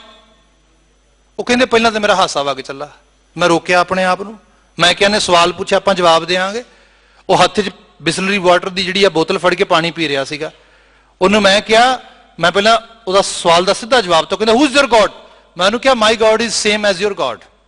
ਕਹਿੰਦਾ ਹਾਊ ਕਮ, ਇਹ ਕਿਵੇਂ ਹੋ ਸਕਦਾ? ਕਹਿੰਦਾ ਵਾਟ ਯੂ ਕਾਲ ਇਟ, ਜਿਹੜਾ ਤੇਰਾ ਹੱਥ 'ਚ ਫੜਿਆ? ਕਹਿੰਦਾ ਬੋਟਲ। ਕਹਿੰਦਾ no, which is inside the bottle. ਕਹਿੰਦਾ ਇਟ ਇਜ਼ ਵਾਟਰ। ਕਹਿੰਦਾ you called it water, I called it pani. Do have any different in between? ਇਹਦੇ ਦਰਮਿਆਨ ਕੋਈ ਫਰਕ ਪੈਂਦਾ? ਕਹਿੰਦਾ ਨਨ। ਕਹਿੰਦਾ ਸੇਮ ਥਿੰਗ। ਜਿਹਨੂੰ ਤੂੰ ਕੁਝ ਕਹਿ ਰਿਹਾ ਹੈ, ਮੈਂ ਕੁਝ ਕਹਿ ਰਿਹਾ, ਪਰ ਹਾਂ ਤੇਰੀ ਆਈਡੈਂਟਿਟੀ ਡਿਫਰੈਂਟ ਆ ਗਈ ਹੈ। ਤੂੰ ਉਹਨੂੰ ਆਪਣੇ ਤੱਕ ਮਤਾਇਤ ਕਰਨ ਦੀ ਬਾਤ ਕਰ ਰਿਹਾ ਹੈ। ਮੇਰਾ ਬਾਬਾ ਮੈਨੂੰ ਇਹ ਸਿਖਾਉਂਦਾ ਹੈ, ਤੂੰ ਸਾਂਝਾ ਸਾਹਿਬ ਬਾਪ ਹਮਾਰਾ।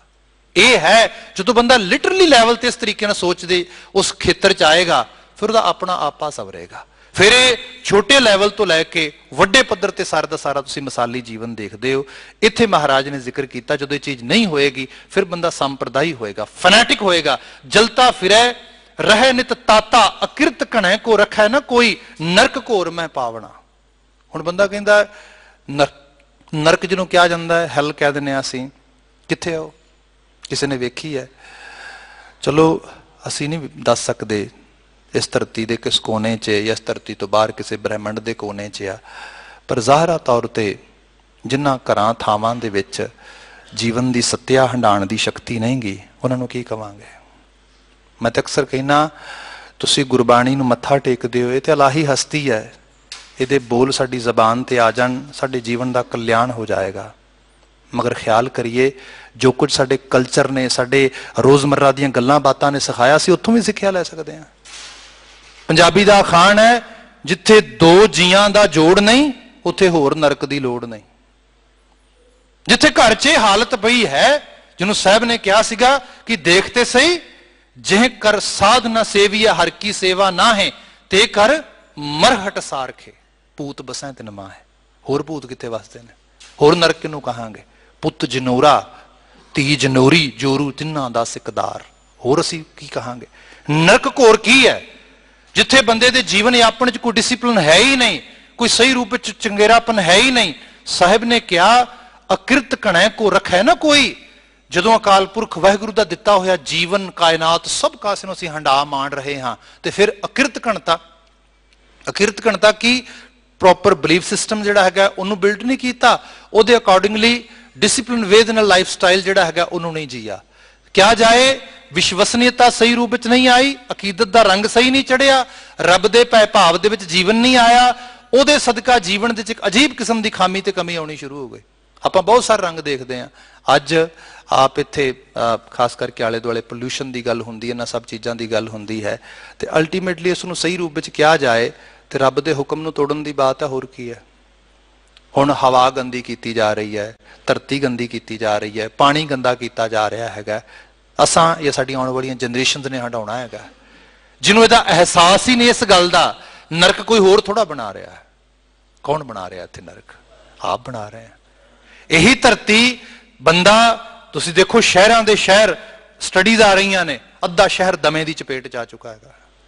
ਸਟੱਡੀ ਆ ਰਹੀਆਂ ਨੇ, ਸ਼ਹਿਰ ਦੇ ਵਿੱਚ ਵੱਡਾ ਹਿੱਸਾ ਜਿਹੜਾ ਹੈਗਾ ਉਹ ਲੰਗਸ ਦੀਆਂ ਬਿਮਾਰੀਆਂ ਨਾਲ ਦੋ ਚਾਰ ਹੋ ਰਿਹਾ ਹੈਗਾ। ਇਹ ਕਿਹਨੇ ਕ੍ਰੀਏਟ ਕੀਤੀਆਂ ਭਾਈ?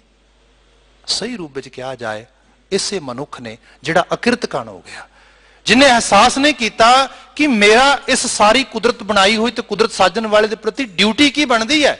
ਮਹਾਰਾਜ ਜ਼ਿਕਰ ਕਰਦੇ, ਅਕਿਰਤਕਣ ਕੋ ਰੱਖਿਆ ਨਾ ਕੋਈ, ਤੇ ਫਿਰ ਤਾਂ ਕੋਈ ਰਾਖਾ ਨਹੀਂ, ਫਿਰ ਤਾਂ ਕੋਈ ਇਲਾਜ ਨਹੀਂ, ਕੋਈ ਟ੍ਰੀਟਮੈਂਟ ਨਹੀਂ।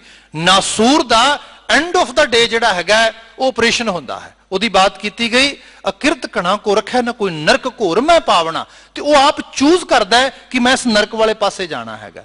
ਅਗਲਾ ਵਾਕ ਲਿਖ ਲਈਏ, ਜਿਉ ਪ੍ਰਾਣ ਤਨ ਧਨ ਜਿਨ ਸਾਜਿਆ। ਹੁਣ ਅਕਿਰਤਕਣਾਂ ਦੀ ਬਾਤ ਪਹਿਲਾਂ ਆਈ ਤੇ ਹੁਣ ਇੱਥੇ ਬਚਣਾ ਹੈ ਜਿਉ ਪ੍ਰਾਣ ਤਨ ਧਨ ਜਿਨ ਸਾਜਿਆ।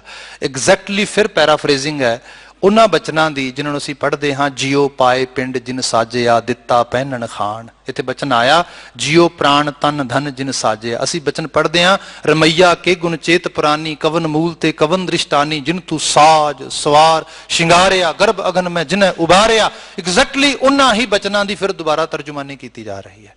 ਅਹਿਸਾਸ ਕਰਾਇਆ ਜਾ ਰਿਹਾ ਹੈ ਬੰਦੇ ਨੂੰ, ਕਿਹਾ ਗਿਆ ਸਾਹ ਲੈਣਾ ਹੈ, ਸ਼ੁਕਰ ਕਰੋ ਉਸ ਅਕਾਲ ਪੁਰਖ ਵਾਹਿਗੁਰੂ ਦਾ ਜਿਹਨੇ ਇਹਨਾਂ ਫੇਫੜਿਆਂ 'ਚ ਤਾਬ ਦਿੱਤੀ ਕਿ ਹਵਾ ਖਿੱਚ ਸਕਣ, ਇਸ ਨੱਕ ਨੂੰ ਐਬਿਲਿਟੀ ਦਿੱਤੀ ਕਿ ਉਹਦੀ ਮਦਦ ਕਰ ਸਕਣ, ਤੇ ਬਾਹਰ ਬਹੁਤ ਜਿਹੜੀ ਹੈ ਵਧੀਆ ਤੇ ਸਾਫ਼ ਹਵਾ ਉਹਨੇ ਪੈਦਾ ਕੀਤੀ, ਜਿਹੜੀ ਤੇਰੇ ਅੰਦਰ ਜਾ ਕੇ ਤੈਨੂੰ ਜੀਵਨ ਦੀ ਤਾਰ ਤੇੜੀ ਚਲਾਉਂਦੀ ਹੈਗੀ ਹੈ। ਇਹਦੇ ਜ਼ਰੀਏ ਸ਼ੁਕਰ ਨਿਕਲਦਾ। ਇਹ ਸਿਮਰਨ ਹੈ ਬੁਨਿਆਦੀ ਤੌਰ ਤੇ। ਜੇ ਬੰਦੇ ਨੂੰ ਅਹਿਸਾਸ ਹੀ ਨਾ ਰਹੇ ਇਸ ਚੀਜ਼ ਦਾ, ਤੇ ਫਿਰ ਉਸ ਦੇ ਮੁਕਾਬਲੇ ਹੋਰ ਕਰਮ ਕਰਨ ਲੱਗ ਜੇ। ਮੈਂ ਤੇ ਹੋਰ ਬੇਨਤੀ ਕਰਾਂਗਾ, ਕਿਸੇ ਇੱਕ ਟੌਪਿਕ ਨੂੰ, ਕਿਸੇ ਇੱਕ ਵਿਸ਼ੇ ਨੂੰ, ਕਿਸੇ ਇੱਕ ਮਜ਼ਮੂਨ ਨੂੰ ਲੈ ਲਿਆ ਜਾਏ। ਹੁਣ ਇੱਥੇ ਸਵਾਸ ਦੀ, ਸਾਹਾਂ ਦੀ ਬਾਤ ਆਈ, ਬਾਣੀ 'ਚ ਅਸੀਂ ਬਚਨ ਪੜ੍ਹਦੇ ਹਾਂ, ਦਰਵੇਸ਼ਾਂ ਨੂੰ ਲੋੜੀ ਆ ਰੁੱਖਾਂ ਦੀ ਜ਼ਿਰਾਂਦ। ਇਹ ਬਚਨ ਮੈਂ ਕਈ ਵਾਰੀ ਪੜ੍ਹਦਾ ਸੀਗਾ, ਕਈ ਵਾਰ ਅਹਿਸਾਸ ਹੋਣਾ ਬਾਬਾ ਜੀ ਰੁੱਖਾਂ ਨੂੰ ਇੰਨਾ ਕਿਉਂ ਨਵਾਜ਼ਦੇ ਨੇ, ਤੇ ਦਰਵੇਸ਼ ਕੀ ਡਾਇਰੈਕਟਲੀ ਰੁੱਖ ਨਾਲ ਕਿਉਂ ਰਿਲੇਟ ਕਰਦੇ ਨੇ। ਜਦੋਂ ਸਾਇੰਟੀਫਿਕ ਵਰਲਡ 'ਚ ਇਹਦੀ ਕੋਈ ਸਟੱਡੀਜ਼ ਪੜ੍ਹੀਆਂ ਨਾ, ਤੇ ਫਿਰ ਬੜੀ ਹੈਰਾਨਗੀ ਹੋਈ। ਹੈਰਾਨਗੀ ਇਸ ਗੱਲ ਦੀ ਹੋਈ, ਆਪ ਬਿਰਖ ਦੇ ਪੈਰਾਂ 'ਚ ਪਾਉਂਦੇ ਹੋ ਪਾਣੀ, ਉਹਦੀਆਂ ਜੜ੍ਹਾਂ ਦੇ ਵਿੱਚ ਤਾਂ ਹੀ ਵੱਧਦਾ ਨਾ। ਕਮਾਲ ਦਾ ਪਰਉਪਕਾਰੀ ਕੁਦਰਤ ਨੇ ਬਣਾਇਆ ਇੱਕ ਸਿੰਬਲ ਹੈ ਉਹ ਇਸ ਰੂਪ ਦੇ ਵਿੱਚ ਟੋਟਲ ਪਾਣੀ ਦਾ 1% ਸਿਰਫ ਆਪਣੀ ਗਰੋਥ ਤੇ ਯੂਜ਼ ਕਰਦਾ ਹੈ, 99% এনवायरमेंट ਸ਼ੇਅਰ ਕਰ ਦਿੰਦਾ ਹੈਗਾ। ਇਹੀ ਪਰਉਪਕਾਰਤਾ ਹੈ, ਇਹੀ ਹੈ ਬ੍ਰਹਮ ਗਿਆਨੀ ਪਰ ਉਪਕਾਰ ਉਮਾਹ। ਸਾਨੂੰ ਕਿਹਾ ਗਿਆ ਇਹੋ ਜਿਹੇ ਬਣਨਾ ਸੀ। ਅਨਫੋਰਚੂਨੇਟਲੀ ਹਾਲਤ ਆ ਅੱਜ ਕੱਲ ਮੈਂ ਦੇਖਦਾ ਵਾਂ, ਜੇ ਮਾਡਰਨ ਪਰਸਪੈਕਟਿਵ ਵਿੱਚ ਗੱਲ ਕੀਤੀ ਜਾਏ ਤੇ ਹਾਲਤ ਇਹ ਬਣਦੀ ਹੈ ਕਿ ਥਾਂ ਥਾਂ ਤੇ ਤੁਸੀਂ ਦੇਖੋਗੇ ਟਾਵਰ ਹੀ ਟਾਵਰ ਲੱਗੇ ਜਾ ਰਹੇ ਨੇ। ਸਾਡੇ ਉੱਥੇ ਟੀਚਰ ਨੇ ਉਹ ਕਿਆ ਕਰਦੇ ਨੇ, ਅਨਫੋਰਚੂਨੇਟਲੀ ਜਿਹੜੇ ਦਰਖਤ ਨੇ ਨਾ, ਇਹ ਵਾਈਫਾਈ ਸਿਗਨਲ ਨਹੀਂ ਦਿੰਦੇ। ਜੇ ਵਾਈਫਾਈ ਸਿਗਨਲ ਦਿੰਦੇ ਨਾ, ਤੇ ਘਰਾਂ 'ਚ ਲੱਗੇ ਹੋਣੇ ਸਾਡੇ ਸਾਰ ਚਾਰ ਚਪੇਰੇ। ਇਹ ਸਿਰਫ ਆਕਸੀਜਨ ਦਿੰਦੇ ਨੇ, ਦੈਟਸ ਇਟ। ਵਾਈਫਾਈ ਤੋਂ ਬਿਨਾਂ ਅੱਜ ਸਾਨੂੰ ਲੱਗਦਾ ਵੀ ਸਾਡਾ ਗੁਜ਼ਾਰਾ ਨਹੀਂ ਹੈਗਾ, ਆਕਸੀਜਨ ਤੋਂ ਬਿਨਾਂ ਕੌਣ ਕੇਅਰ ਕਰੇਗਾ। ਹੁਕਮ ਨੂੰ ਨਾ ਸਮਝਣਾ ਹੋਰ ਕੀ ਹੈ। ਦੇਖੋ ਸਾਹਮਣੇ ਬੰਦਾ ਆਪ ਚੋਇਸ ਬਣਾ ਰਿਹਾ ਹੈ, ਤੇ ਫਿਰ ਕਹਿ ਰਿਹਾ ਨਹੀਂ ਮੇਰਾ ਕਸੂਰ ਨਹੀਂ, ਅਸਲ ਦੇ ਚੇਤਨਾ ਕੋਈ ਬਾਹਰੋਂ ਅਲਾਮਤ ਆ ਗਈ ਤੇ ਉਹਨੇ ਸਭ ਕੰਮ ਕਰ ਦਿੱਤੇ। ਕਿਤੇ ਕੋਈ ਸ਼ੈਤਾਨ ਦੀ ਜਿਹੜੀ ਹੈ ਉਹ ਕਲਪਨਾ ਕਰ ਰਿਹਾ ਹੈ, ਕਿਤੇ ਸਾਡੇ ਘਰ ਦੇ ਵਿੱਚ ਹੋਰ ਰੂਪਾਂ 'ਚ ਕਲਪਨਾ ਹੋ ਰਹੀ ਹੈ। ਗੁਰੂ ਮਹਾਰਾਜ ਇੱਥੇ ਜਿਉ ਅਹਿਸਾਸ ਕਰਾਉਂਦੇ, ਜਿਉ ਪ੍ਰਾਣ ਤਨ ਧਨ ਜਿਨ ਸਾਜਿਆ, ਉਹਦੇ ਵੱਲ ਧਿਆਨ ਦੇ, ਜਿਹਨੇ ਜਿੰਦ ਦਿੱਤੀ, ਜਿਹਨੇ ਜਿੰਦ ਰੂਪ ਦੇ ਨੂੰ ਚਲਾਉਣ ਵਾਸਤੇ ਤਨ ਦਿੱਤਾ, ਤਨ ਨੂੰ ਸੰਭਾਲਣ ਵਾਸਤੇ ਧਨ ਦਿੱਤਾ, ਜਿਨ ਸਾਜਿਆ ਸਾਰਾ ਕੁਝ ਸਿਰਜਿਆ, ਤੇ ਇਹਦੀ ਸ਼ੁਰੂਆਤ ਮਾਤ ਗਰਭ ਮੈਂ ਰਾਖ ਨਿਵਾਜਿਆ। ਚਲੋ ਪਿਛਲੇ ਸਫ਼ਰ ਦਾ ਸਾਨੂੰ ਨਹੀਂ ਪਤਾ। ਅਕਸਰ ਹੁੰਦਾ ਹੈ ਲੋਕੀ ਕਹਿੰਦੇ ਜੀਵਨ ਨੂੰ ਡਿਸਕ੍ਰਾਈਬ ਕਰੋ। ਕਿੱਥੋਂ ਡਿਸਕ੍ਰਾਈਬ ਕਰੋਗੇ? ਜਿਸ ਦਿਨ ਇੱਕ ਬੇਬੀ ਨੇ ਪਹਿਲਾ ਸਾਹ ਲਿਆ ਉਹ ਜੀਵਨ ਆ। ਅੱਜ ਦੀ ਮਾਡਰਨ ਸਾਇੰਸ ਜਿੰਨੀ ਵਿਆਖਿਆ ਆਈ ਹੈ ਬਿਲਕੁਲ ਗੁਰਬਾਣੀ ਦੇ ਪੈਰਲਰ ਆ ਰਹੀ ਹੈ। ਜਦੋਂ ਫੀਟਸ ਆ ਰਿਹਾ, ਭਰੂਣ ਜਿਹਨੂੰ ਕਹਿੰਦੇ ਆ ਅਸੀਂ, ਉਹ ਕੀ ਹੈ? ਉਹ ਵੀ ਤੇ ਜੀਵਨ ਹੀ ਹੈ। जे सही रूप में कहा जाए, जिस दिन एक स्पर्म कंसीव हो रहा है, एक छोटा जिहा तत्त किसे उस गर्भ में जा रहा है तो उसकी हस्ती बनने वाले पासे जा रही है, ये बाबत कहा जाता है करतार की नवाजिश है बड़ी वड्डी। एक रंग होर देखो जे, असी बचन पढ़ते हैं, कई जन्म गर्भ हिर खिरिया, पता नहीं कितने जीवन गर्भ की अगन चढ़ जाते हैं। साइंटिफिक डाटा सानू अज भी ये दसता है, जेड़ा कंसीविंग रेट ते डिलीवरी रेशो इन्होंने बड़ी वड्डी खाई है। मैडिकली असी एक्सपर्ट हो चुके हैं, पर इसके बावजूद खाई बड़ी वड्डी है। इनू मैं सरल भाषा च कहां ते कहांगा, किसान ने 100 बीज धरती च सट्टे ने, 100 नहीं उगे। अज भी रेशो कहती है 20 उगे ने, 80 खिर गए ने विच। जिहड़े 80 खिर गए ने उन्होंने साइंसदान डॉक्टर्स इस तरीके ने एक्सप्लेन करते हैं, सरकमस्टांसिस ठीक नहीं सीगे, आ ठीक नहीं सी, आ ठीक नहीं सीगा। स्पिरिचुअल बंदा कहता सच ये है, करतार ने सही रूप में नवाजे ही नहीं उन्होंने। करतार दी असल करतार ने अपने जहन चो वसार दिता उन्होंने, तां ही उहदी आमद नहीं हुई। जिन्होंने जीवन दिता ना, उन्होंने सिमरन दे के बचाया। उथे मात गर्भ में आपन सिमरन दे, तह तुम राखण हारे। उथे तू आप रख रहे हैं, यह है उहदी रख, यह है असल रूप दे बात। जे ये एहसास रहे साडे अंदर, पता होए। एक रंग होर देखो, धन गुरु गोबिंद सिंह महाराज सरबंसतानी। जदों असी मैं वखरे वखरे धर्मां दे अनुयायियां लोकां नाल हर रोज मिलते हैं, असी वखरियां वखरियां उत्थे डिस्कशनस हुंदियां ने, ते अक्सर गल्लां हुंदियां ने कि गुरु गोबिंद सिंह साहब की लाइफ बारे, उन्हां दे जीवन बारे, उन्हां दे करतब बारे जो बयान किया जाता है, तो एक ही टर्म यूज करते हैं वास्ते, कहते it's too good to believe. भी एडा वधिया होना ये विश्वास विच नहीं आउंदा। एवें भी हो सकता कोई 9 वरे दी अरबला होए, किसे ते मुसीबत पई होए, बिलीफ भी कोई साझा नहीं है किसी रूप दे विच, ते 9 वरे दा बालक वो मापियां दी लत्त फड़दा घुट घुट के, तो अपने हत्थी कहंदा पिता जी जे वाकया च ही धर्म दी रखिया सिर दे के हुंदी है तो अगे वधो। आ रूप है। ते इहदे बाबत हिस्टोरिकली ग्रंथां च बहुत कुछ लिखिया है, आप वाकफ होवोगे, सिर्फ मैं दोहरा दियां। उहदे च होया कि कुछ सज्जन सीगे, उन्हां क्या संगत च बैठिया ने, साहिबजादा गोबिंद राय जी जो कह रहे ने इहदे मायनिਆਂ ਦਾ इन्हां नूं नहीं पता। धन गुरु तेग बहादुर साहब कहंदे ने हाँ ठीक है, पता कर लेने। पुछ की साहिबजादा दी पता है तुहानू, तो तुसीं कह रहे हो कि इन्हां दी दुखिए विपर जो चल के आए पुरी आनंद, बाह हमारी पकड़ी है गुरु हरगोबिंद के चंद। हे गुरु हरगोबिंद दे चंद गुरु तेग बहादुर साहब बाह फड़ो साडी। ये बाबत भी बहुत लंबा चौड़ा प्रसंग किया जा सकता, पर टूक मात्र मैं सिर्फ वेरवा दे के इस बचन से वापस आवा। जदों ये बात हुई तो गुरु गोबिंद सिंह साहिबजादा गोबिंद राय के रूप में पुछ किया, तुहानू पता है मतलब की है? कहने के पता है, मेरे सिर तो बाप का साया उठेगा। पता है मेरी मां जिन्हों लोक रवायात के मुताबिक बेवा का खुतबा दिता जाएगा, भाव उन्होंने जिहड़ा हैगा विधवा के तौर पर किया जाएगा। ਇਹੋ ਜਿਹੀਆਂ बातां होईयां। कहने लगे क्यों, तुहानू पिता की लोड़ नहीं? कहते बड़ी लोड़ है, पर कई बार तुहाडी लोड़ तो किसी होर दी लोड़ बड़ी वड्डी हुंदी है। यही गुरमत सिखा रही है, त्याग का रंग ही है। कहते पर तुसी किदे आसरे रहोगे, तुहाडे पिता जी तो चले जाणगे। वो जिहड़ा बचन लिखिया इतिहासक ग्रंथां दे विच बड़ा भावपूर्त है। उस जिक्र आउंदा है कि जब हुते मां गर्भ में करे रखवाई जोए। देखो पिता का जिहड़ा संबंध है फीटस दे नाल एक्सीडेंटल है, मात्र कुछ पल का, बस दैट्स इट। उस तो बाद उस फीटस ने जिस तरीके नाल पनपना है, जिस तरीके नाल उहदी सारी काया बननी है, इहदे च सारा रोल मां ते मां दी सेहत याबता दा है, पिता का कोई रोल नहीं उहदे विच। इस करके बात जिहड़ी कीती गई बड़ी बादलील। कहंदे जब हुते मां गर्भ में करे रखवाई जोए, अब तो भय कई बरस के क्यों ना सहाई होए। हुण ते कई वरियां दे हो गए सहाई होएगा।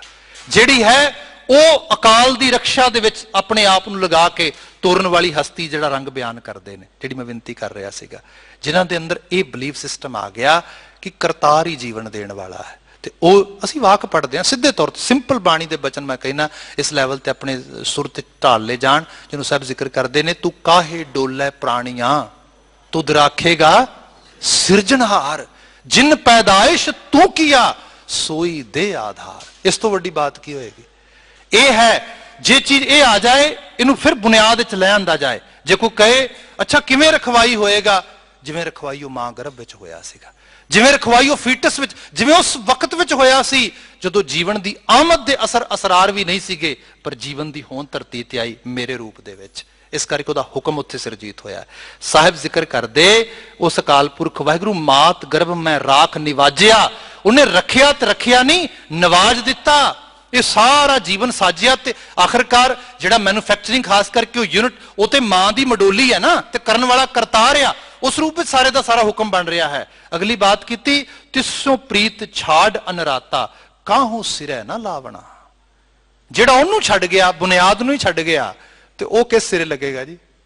ਉਹ ਤੇ ਕਿਤੇ ਵੀ ਨਹੀਂ ਪਹੁੰਚਣਾ, ਕਿਉਂਕਿ ਪਸ਼ੂ ਹੋ ਕੇ ਜੀ ਨਹੀਂ ਸਕਦਾ, ਕਿਉਂਕਿ ਪਸ਼ੂ ਤੋਂ ਉਹਨੂੰ ਸੁਪੀਰੀਅਰ ਬਣਾਇਆ ਗਿਆ, ਮੱਤ ਦਿੱਤੀ ਹੈ, ਤੇ ਮੱਤ ਦਾ ਇਸਤੇਮਾਲ ਗਲਤ ਢੰਗ ਨਾਲ ਕਰ ਰਿਹਾ, ਉਹਦੇ ਚੋਂ ਸ਼ਾਂਤੀ ਨਹੀਂ। ਫਿਰ ਅੱਜ ਦੇ ਮਨੁੱਖ ਦੀ ਹਾਲਤ ਦੇਖੋ ਕਿਸ ਕਿਸਮ ਦੇ ਨਾਲ ਤੁਰਿਆ ਫਿਰਦਾ ਹੈਗਾ। ਅਸੀਂ ਤਾਂ ਉਸ ਕਲਚਰ 'ਚ ਰਹਿੰਦੇ ਹਾਂ ਜਿੱਥੇ ਅਮੀਰੀ ਦੀ ਇੰਤਹਾ ਹੈ, ਬੇਤਹਾਸ਼ਾ, ਤੇ ਉੱਥੇ ਅਮੀਰੀ ਦੀ ਇੰਤਹਾ ਦੇ ਵਿੱਚ ਲੋਕੀ ਸਭ ਤੋਂ ਵੱਧ ਜਾਨਵਰ ਪਾਲਦੇ ਨੇ। ਰੀਜ਼ਨ ਦੋ ਨੇ ਉਹਦੇ। ਇੱਕ ਰੀਜ਼ਨ ਇਹ ਹੈ ਜਾਨਵਰ ਨੂੰ ਖੁਸ਼ ਹੁੰਦੇ ਨੂੰ ਵੇਖ ਕੇ ਆਪ ਖੁਸ਼ੀ ਮਾਣਦੇ ਨੇ, ਬਸ ਉਹ ਬਿਲਕੁਲ ਮੌਜ 'ਚ ਬੇਪਰਵਾਹ ਹੈ। ਉਹ ਕਹਿੰਦਾ ਇਹ ਚੰਗਾ ਸਾਡੇ ਨਾਲ, ਇਹ ਵਧੀਆ ਸੌਂਦਾ ਹੈ, ਵਧੀਆ ਉੱਠਦਾ ਹੈ, ਵਧੀਆ ਖਾਂਦਾ, ਇਹਨੂੰ ਕੋਈ ਫਿਕਰ ਨਹੀਂ, ਅਸੀਂ ਤਾਂ ਮਰ ਚੱਲੇ ਆ, ਸਾਡੀ ਕਾਹਦੀ ਜੂਨ ਆ। ਬੰਦਾ ਬੁਨਿਆਦੀ ਤੌਰ ਤੇ ਕਲਪਨਾ ਕਰਕੇ ਪਸ਼ੂ ਵਿੱਚ ਜੀ ਰਿਹਾ ਹੈ, ਉਹਦੇ ਪ੍ਰਾਣ ਪਸ਼ੂ 'ਚ ਜਾ ਵਸੇ ਨੇ। ਆ ਰੂਪ ਆ। ਇਹ ਬਿਰਤੀ ਬਹੁਤ ਕਿਹਾ ਜਾਏ ਇਲਿਟਰੇਸ਼ਨ ਤੋਂ ਵੀ ਥੱਲੜੇ ਲੈਵਲ ਤੇ ਆ ਜਾਂਦੀ ਹੈ। ਜਿਹਨੂੰ ਸਾਹਿਬ ਨੇ ਕਿਹਾ ਸੀ ਨਾ ਪਸ਼ੂ ਮਿਲੇ ਚੰਗਿਆਈਆਂ ਖੜ ਖਾਵੇਂ ਅੰਮ੍ਰਿਤ ਦੇ। ਕਦੀ ਵੇਖ ਤੇ ਸਹੀ, ਤੂੰ ਕਹਿੰਦਾ ਮੈਂ ਤੇ ਪਸ਼ੂ ਤੋਂ ਕਿਤੇ ਚੰਗਾ ਹਾਂ, ਮਹਾਰਾਜ ਕਹਿੰਦੇ ਬੱਤਰ ਹੋ ਜਾਣਾ, ਕਿਉਂਕਿ ਤੈਨੂੰ ਮਕਸਦ ਜੀਵਨ ਦਾ ਉਸ ਰੂਪ ਵਿੱਚ ਵਿਸਰ ਗਿਆ ਜਿਹੜਾ ਇੱਥੇ ਬਚਨ ਲਿਖਿਆ ਸਾਹਿਬ ਪਾਤਸ਼ਾਹ ਜੀ ਨੇ। ਕਹਿਣ ਲੱਗੇ ਤਿਸਿਓ ਪ੍ਰੀਤ ਛਾੜ ਅਨਰਾਤਾ, ਅਸਲ ਚੀਜ਼ ਨਾਲ ਪ੍ਰੀਤ ਛੱਡ ਦਿੱਤੀ। ਤੇ ਇੱਥੇ ਪ੍ਰੀਤ ਦਾ ਮਤਲਬ ਫਿਰ ਮੈਂ ਬੇਨਤੀ ਕਰਾਂਗਾ, ਉਹਦੀ ਸ਼ਕਲ ਨਹੀਂ, ਉਹਦੀ ਸੂਰਤ ਨਹੀਂ, ਤੇ ਪ੍ਰੀਤ ਤੇ ਸ਼ਕਲ ਨਹੀਂ ਹੁੰਦੀ ਹੈ, ਸੂਰਤ ਨਹੀਂ ਹੁੰਦੀ ਹੈ।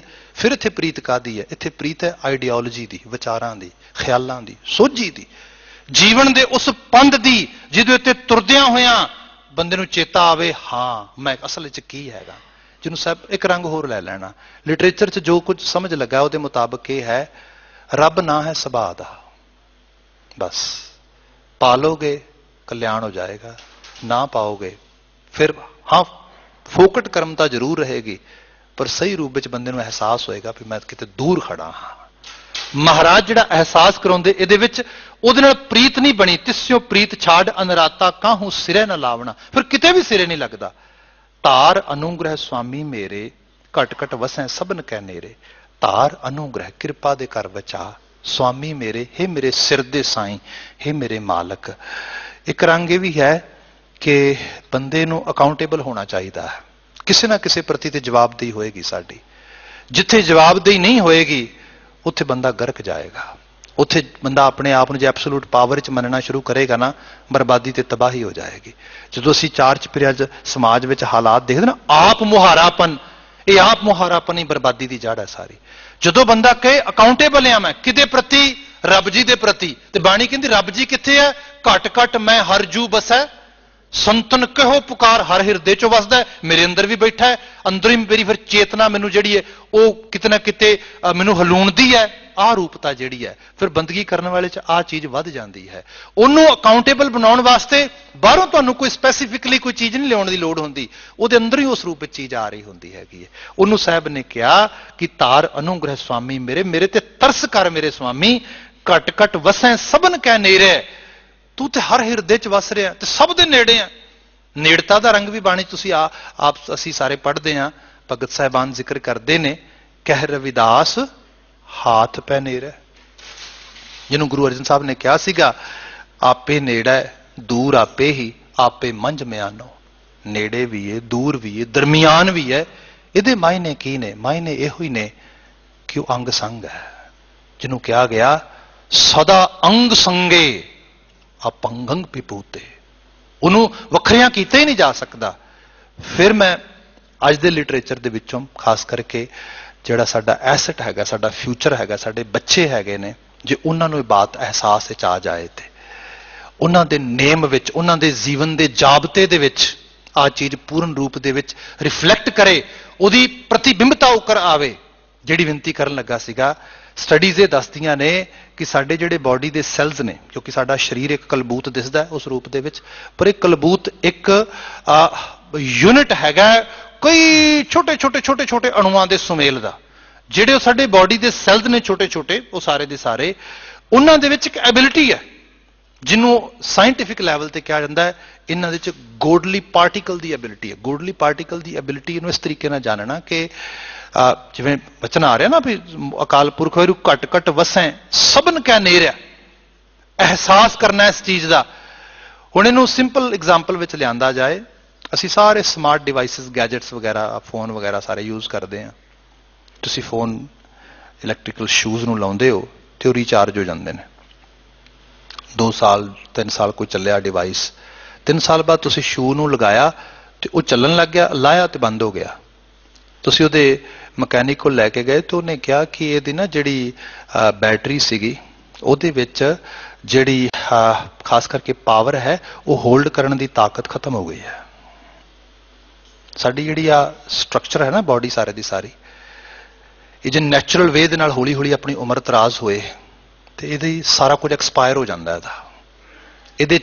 ਇਹਦੇ ਤੱਤਾਂ ਦੇ ਵਿੱਚ, ਇਹਦੀ ਉਹਨਾਂ ਸੈਲਸ ਦੇ ਵਿੱਚ ਜਿਹੜੀ એનર્ਜੀ ਚਾਰ ਚੁਫੇਰੇ, ਪਹਿਲਾਂ ਅੰਨ ਖਾਂਦਾ ਸੀਗਾ ਉਹ ਅਨਾਜ ਤੋਂ ਸ਼ਕਤੀ ਮਿਲਦੀ ਸੀਗੀ, ਪਾਣੀ ਪੀਂਦਾ ਸੀ ਉਹਦੇ ਚ ਆਕਸੀਜਨ ਮਿਲ, ਸਭ ਕੁਝ ਮਿਲ ਰਿਹਾ ਸੀਗਾ।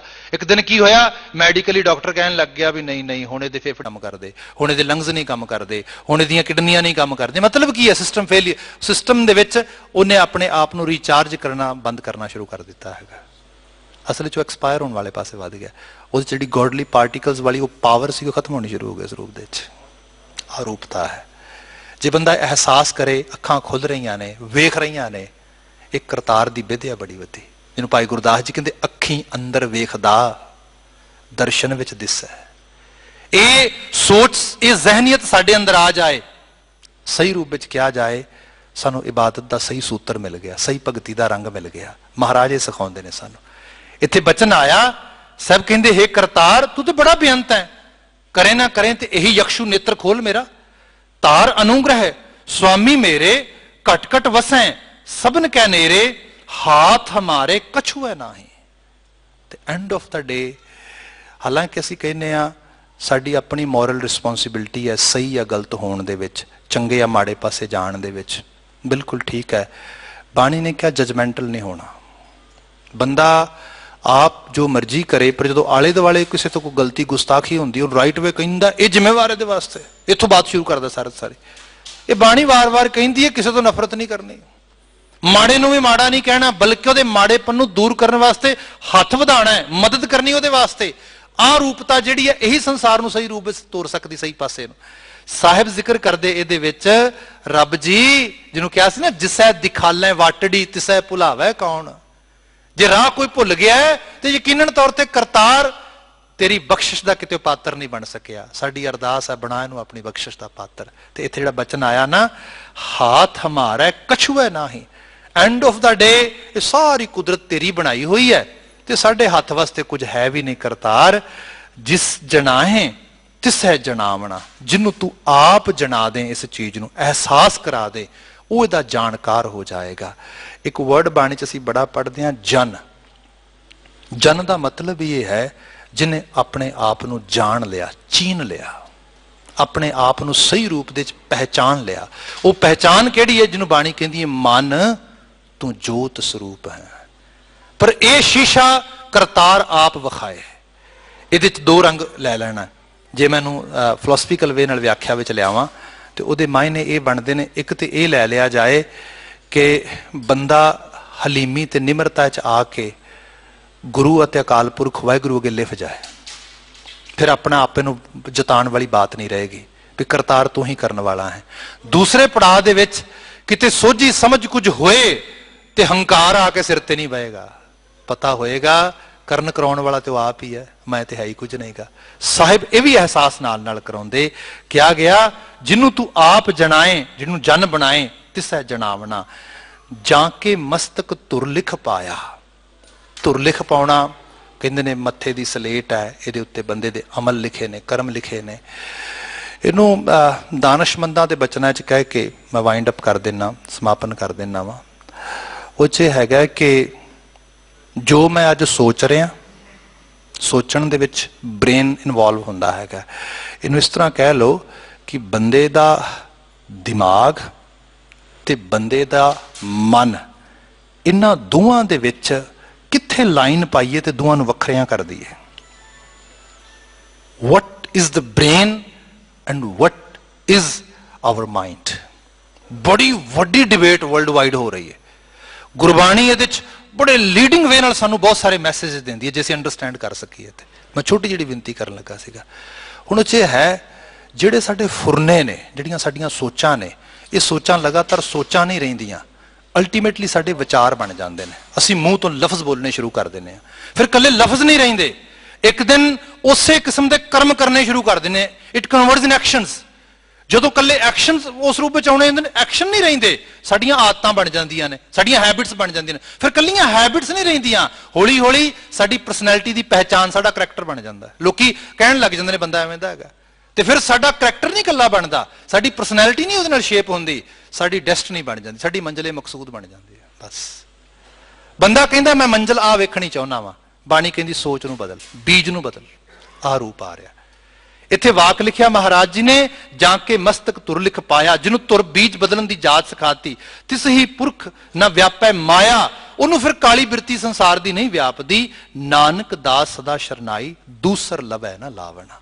ਫਿਰ ਇੱਕ ਕਰਤਾਰ ਵਿਧਾਤੇ ਤੋਂ ਬਿਨਾਂ ਆਪਣੀ ਸੁਰਤ ਵਿੱਚ ਕਿਸੇ ਹੋਰ ਨੂੰ ਨੇੜਤਾ ਨਹੀਂ ਦੇਣ ਦਿੰਦਾ, ਉਹ ਕਰਤਾਰ ਨਾਲ ਇਸ ਰੂਪ ਵਿੱਚ ਆਪਣੇ ਆਪ ਦੀ ਐਸੋਸੀਏਸ਼ਨ ਬਿਲਡ ਕਰ ਲੈਂਦਾ। ਸਾਹਿਬ ਰਹਿਮਤ ਕਰਨ, ਇਹਨਾਂ ਆਲਮੀ ਅਲਾਹੀ ਅਗੰਮੀ ਵਾਕਿਆ ਚੋਂ ਚੰਗੇਰੀ ਪ੍ਰੇਰਣਾ ਮਿਲੇ।